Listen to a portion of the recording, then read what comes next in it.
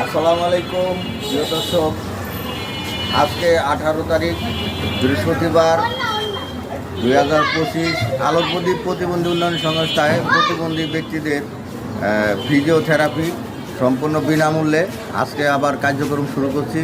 আপনাদের কারো যদি থেরাপি লাগে প্রয়োজন হয় তাহলে আমাদের আলোক প্রদীপ প্রতিবন্ধী উন্নয়ন সংস্থা খিলগাঁও তালতলা চলে আসেন। আমরা এখানে সম্পূর্ণ বিনামূল্যে আমরা এই সেবাটি দিয়ে থাকি। এটা প্রতি মাসে 2 দিন। সমাজের অধীনে প্রতিবন্ধী সাহায্য সেবা কেন্দ্র যাত্রাবাড়ি থেকে আমাদের প্রতি মাসে 2 দিন আসে। ওনারা আমাদের এই কার্যক্রম চলবে। যাদের সহায়ক উপকরণ লাগে তারাও আমাদের সাথে যোগাযোগ করতে পারেন। সবাই ভালো থাকবেন, সুস্থ থাকবেন, সুন্দর থাকবেন। সবাইকে আসসালামু আলাইকুম।